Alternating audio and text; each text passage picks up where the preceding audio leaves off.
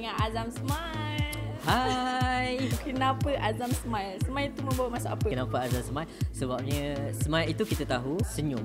Kalau Azam tanya pada anda semua, kalau kita suka kat orang tu, dekat ikon WhatsApp tu kita letak apa? Okay, smile. Yeah. Marah ke ataupun apa, sentiasa senyum je. Itulah dia signature Azam Smile. Memang memilih untuk meletak nama Smile ke macam mana? Nama panggil Smile tu daripada umur 16 tahun. Zaman sekolah lagi dah memang ada Smile tu, di mana bila kawan-kawan datang jumpa, dia cakap, "Kenapa asyik senyum, asyik senyum?" Kami letak nama kau ni Smile lah, panggil Smile. Melekat dekat zaman kolej sampai sekarang ni melekat. Jadi dekat situ Azam Smile ni sokong oleh Zul Tubaitu sendiri. Okey, letak Azam Smile. Mungkin Azam boleh ceritakan sikit tentang lagu Sudahlah Sayang ni. Berdasarkan daripada penulis lirik dan pembuat lagu Sudahlah Sayang ni, lagu ni berkisahkan seorang wanita di mana wanita tersebut sangat menyintai seorang lelaki, dan juga lelaki itu pun sangat suka pada wanita tersebut.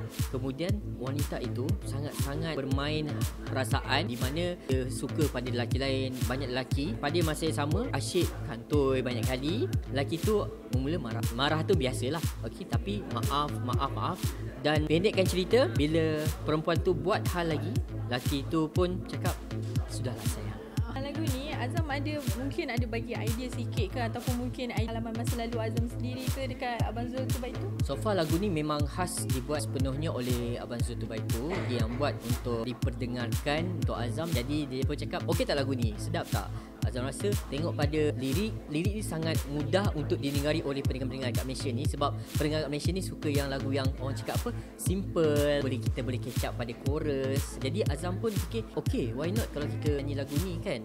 Masa idea-idea untuk lagu-lagu mana yang kita tambah masa tu di studio. And then pada masa itu juga untuk vokal dijaga sepenuhnya oleh Zimi Sofas. So far bekerja dengan beliau sangat-sangat, orang cakap apa, puas hati. Azam sangat puas hati. Kalau kita tengok latar belakang Azam sebenarnya, kita dapat tahu yang Azam sebenarnya ada 2 buah band sebelum ni. Kat mana mereka sekarang, dan kenapa Azam sekarang membuat haluan untuk keluar secara solo? Untuk band yang pertama tu dah lama dah, tahun 2009. Kemudian kami berpecah disebabkan tidak saluan. Kemudian saya ada mengumpulkan beberapa ahli anggota daripada band-band yang lain, dan kami telah bersetuju untuk membuat satu projek band yang itu dikenali sebagai Karaoke Band.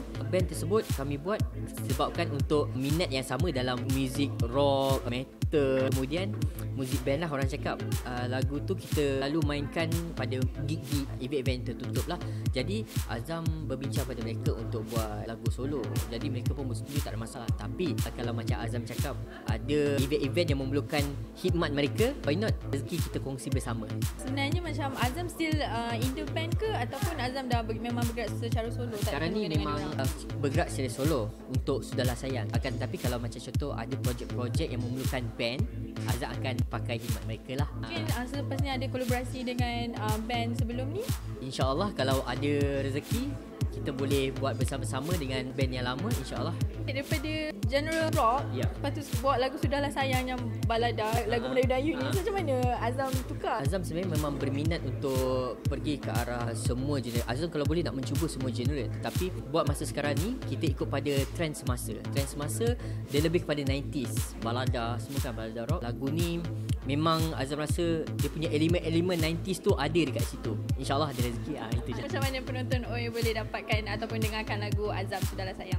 Okey, kepada semua yang ingin mengenali Azam Smile, boleh pergi ke Instagram Azam Smile Official dan juga Facebook Azam Smile. Dan juga jangan lupa menonton muzik video terbaru Azam Smile Sudahlah Sayang di YouTube. Boleh subscribe sekali channel Warner Music. Menangislah sayang, itulah pilihan hatimu. Sudah ku katakan kepadamu, ku takkan kembali lagi. Oi, jom